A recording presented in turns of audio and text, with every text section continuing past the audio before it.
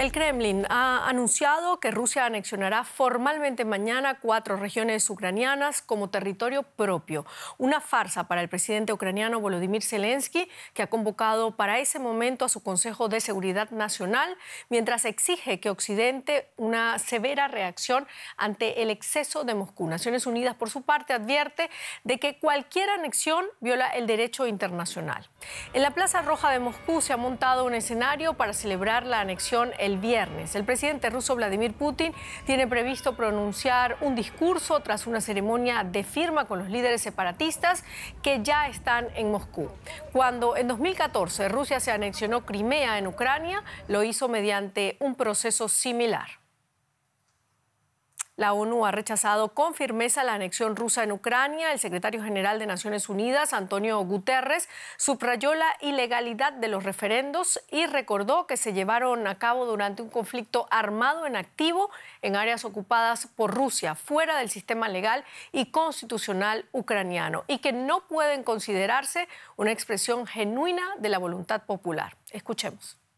La Federación Rusa es uno de los 5 miembros permanentes del Consejo de Seguridad, por lo que tiene una especial responsabilidad respecto a la Carta. Cualquier decisión para anexionarse las regiones ucranianas de Donetsk, Lugansk, Jersón y Zaporilla carecería de legitimidad legal y merecería ser condenada. Es una escalada peligrosa que no tiene cabida en el mundo moderno y no puede ser aceptada. Cualquier decisión rusa en este sentido tendría un impacto dramático en las perspectivas de paz y la economía global, especialmente para los países en vías de desarrollo. Además, supondría un impedimento para prestar la ayuda humanitaria necesaria para Ucrania y otros países. Es el momento de dar un paso atrás, más que nunca. En respuesta al anuncio del Kremlin, el presidente ucraniano Volodymyr Zelensky convocó para el viernes una reunión de urgencia del Consejo de Defensa y Seguridad Nacional de Ucrania.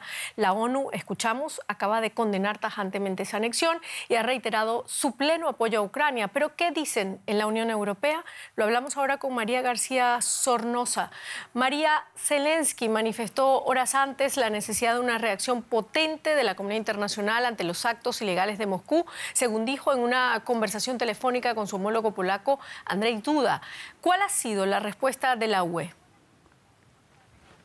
Sí, Silvia, la Unión Europea ya deja claro que ninguno de sus Estados miembros va a reconocer la anexión ilegal de estas 4 provincias ocupadas que suman el 15% del territorio ucraniano, algo que califican aquí en la capital comunitaria como un acto flagrante contra el derecho internacional y contra la Carta de Naciones Unidas. La principal y primera medida de la Comisión Europea en respuesta ha sido la presentación de ese 8º paquete de sanciones que todavía debe ser aprobado por los Estados miembros, pero en las próximas horas o días podríamos ver medidas más contundentes como el aumento del material bélico a Ucrania. De hecho, esta es la mayor petición que lleva haciendo Kiev a Occidente desde el inicio de la guerra, la de armas, armas y más armas. Dicen aquí en la capital comunitaria que Rusia está siguiendo el patrón de Georgia en 2008 y de Crimea en 2014 y por eso hacen una llamada a la comunidad internacional para que se una a este no reconocimiento. Es una llamada velada a países como China o como India, que han sido los más cercanos a las acciones de Moscú, pero que es cierto que en los últimos días han mostrado sus resistencias a estos movimientos por el presidente ruso Vladimir Putin. Además, coincidiendo con el anuncio del Kremlin, hoy mismo Finlandia ha anunciado que cerrará las fronteras a todos los turistas rusos y acabamos de conocer también, Silvia, que Ursula von der Leyen, la presidenta de la Comisión Europea, ha cancelado los viajes que tenía hoy y en los próximos días a Grecia y a España. Está volando a Bruselas. Desde su equipo nos dicen que no está necesariamente vinculado el cambio de planes con estos nuevos acontecimientos en la guerra de Ucrania, pero también dicen que en días como mañana es mejor por razones logísticas que la presidenta esté aquí en la sede de las instituciones europeas. Muchísimas gracias, María García Sornosa, desde Bruselas. Bueno, lo han visto la ONU, también la Unión Europea. Rusia y Putin se van quedando solos y sus hipotéticos aliados y socios se están desmarcando de forma inequívoca. Lo analizamos con el periodista Ricardo Marquina, antes en Moscú, ahora en Estonia. Ricardo, te saludamos. La anexión de territorios ucranianos es celebrada por Moscú como una victoria, pero no recibe apoyo internacional, ni siquiera de los socios tradicionales del Kremlin como China, la India o Serbia. Y sin apoyos, su capacidad es mucho menor. ¿Qué puede pasar pasar y cómo se espera que reaccione la gente en Rusia? Bueno, sí. Buenas noches desde Estonia. Hablamos por partes. Primero, en la esfera internacional, evidentemente la ausencia de apoyos fuertes, sobre todo de China, es muy significativa, pero lo es también que países tradicionalmente aliados como Kazajistán y otros países de Asia Central también hayan dado la espalda a Moscú. Todo esto está generando muchísimos problemas a estos países que no deseaban esta situación. Dentro del país, evidentemente, esta certificación de la anexión de los territorios ucranianos va a llevar por una parte a una celebración por los sectores más ultraconservadores y nacionalistas del país y por otro una exacerbación de los movimientos opositores y también de esa resistencia muy notable en el Cáucaso y también en Siberia contra el reclutamiento. De momento no es un movimiento que suponga ningún peligro para el Kremlin, pero sí que todo junto, la inestabilidad interna y la falta de apoyos en el exterior puede ser un cóctel que pueda suponer muy serios problemas para Putin.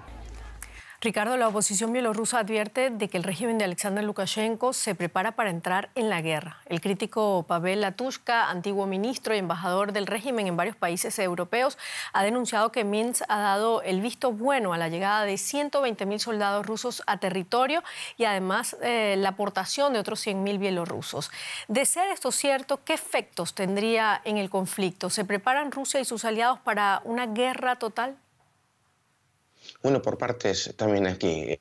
Latushka es un buen conocedor de la estructura interna del Estado bielorruso y sus fuentes seguramente sean fiables, pero bueno, estamos dentro de la especulación. Dicho lo cual, que Rusia deje entrar soldados que Bielorrusia deje entrar soldados rusos no es nuevo, ya lo hizo cuando Rusia intentó tomar Kiev.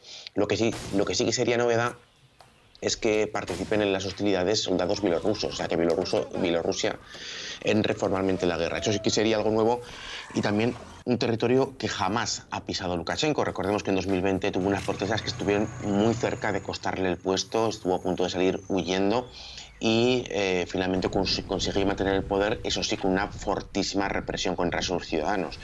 Si el ejército bielorruso entra en combate, generará roces en la sociedad interna bielorrusa, que es una sociedad para nada belicista, y si, como ha llevado hasta ahora Rusia, tiene cuantiosas pérdidas, podría ser muy peligroso para el régimen de Lukashenko. Muchísimas gracias, Ricardo Marquina, desde Estonia. A vosotros.